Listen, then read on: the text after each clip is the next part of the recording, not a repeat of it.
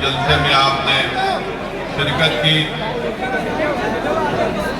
इतनी बड़ी तादाद में आज आपका यहाँ पर जमा होना इस बात का पैगाम देता है कि इंशाअल्लाह ताला ओखला की आवाम ने ये फैसला कर लिया है कि इस असेंबली के इंतखाबात में वो तब्दीली चाहती है और यहाँ से इंशाअल्लाह ताला जब आप वोट डालने जाएंगे मुझे यकीन है कि आप मजलूम का साथ देंगे, आप जालिमों को हराएंगे, आप नाइंसाफी करने वाली दोनों पार्टी और हुकूमतों को सबक सिखाएंगे और आप जो जेल में जो हमारे लोग सड़ रहे हैं पिछले 5 साल से, उन बेजुबानों की आवाज आप बनकर 5 तारीख के दिन पतंग के निशान पर बटन दबाएंगे। मेरे अजीज दोस्तों और बुजुर्गों, मेरी इज्जतदार और माँ और बहनों, बहुत से लोग इस बात का सवाल कर रहे हैं कि मजलिस ने 2 उम्मीदवार जो दिल्ली के असेंबली इंतखाबात में उतारे हैं वो जुडिशियल कस्टडी में है, आखिर इनको क्यों उम्मीदवार बनाया गया? लोग बहुत से तबसरे भी कर रहे हैं, बात तो मनगढ़ंत बातें करते हैं और जो इस तरह की बकवास करते हैं वो कानून को नहीं जानते और उनके दिलो दिमाग में एक नफरत भरी भी है। भारत के कानून के लिहाज से शिफा और ताहिर साहब इलेक्शन लड़ सकते हैं, इसीलिए असदुद्दीन ओवैसी ने इन दोनों को मजलिस इत्तेहादुल मुस्लिमीन का उम्मीदवार बनाया है। अब जो लोग बीजेपी, आप और दूसरी पार्टियों के लोग अखबारात और मीडिया से बात करके कह रहे हैं कि इनके ऊपर खुला दफात लगी हुई है, मैं उन लोगों से पूछना चाहता हूं, भारत की पार्लियामेंट में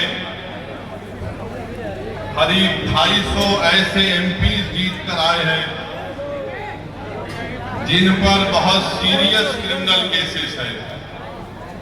250 में से 170 के ऊपर रेप का मुकदमा है, एमपी है, मर्डर का मुकदमा है, एमपी है, अटेम्प्ट टू मर्डर का मुकदमा है, एमपी है, किडनैपिंग का केस है, एमपी है, महिलाओं के खिलाफ केसेस है, एमपी है। इसमें बीजेपी के करीब 94 जीतने वाले कैंडिडेट्स के ऊपर क्रिमिनल केसेस हैं, जिसमें से 63 के ऊपर सीरियस क्रिमिनल केसेस हैं। तो ये लोग जो वो बकवास कर रहे हैं, कांग्रेस पार्टी के 32 एमपीज के ऊपर सीरियस क्रिमिनल केसेस हैं, समाजवादी के 17 के ऊपर सीरियस क्रिमिनल केसेस हैं, शिवसेना के करीब 4 एमपीज के ऊपर क्रिमिनल केसेस हैं। ये लोग इलेक्शन जीतकर भारत की सबसे बड़ी पंचायत में बैठे हुए हैं और जो कुछ नहीं किए उन पर झूठा एक मुकदमा लगाकर 5 साल से उनको जेल में रखकर अगर कोई तबसरा कर रहा है कि ये इलेक्शन क्यों लड़ रहे हैं, उन तमाम लोगों से मैं कह रहा हूं कि तुम चुल्लू भर पानी में डूब मरो बेशर्मो। भारत की पार्लियामेंट में इतने एमपी जीत कर आ रहे हैं कि एक पार्टी के एमपी के ऊपर सीरियस क्रिमिनल केसेस है, तुमको वो दिखाई नहीं देता क्योंकि जिसका नाम शिफा है, जिसका नाम ताहिर है, तुमको वही नजर आता। इससे तुम्हारी तंग नजरी का इजहार होता है। हम बराबर टिकट किए, पहली मर्तबा नहीं दिए हैं, फिर से देंगे।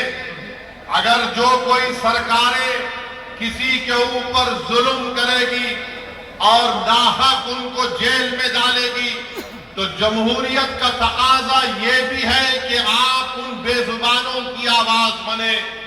मजलिस ने कोई गुनाह नहीं किया, बल्कि मजलिस ने अच्छा काम किया।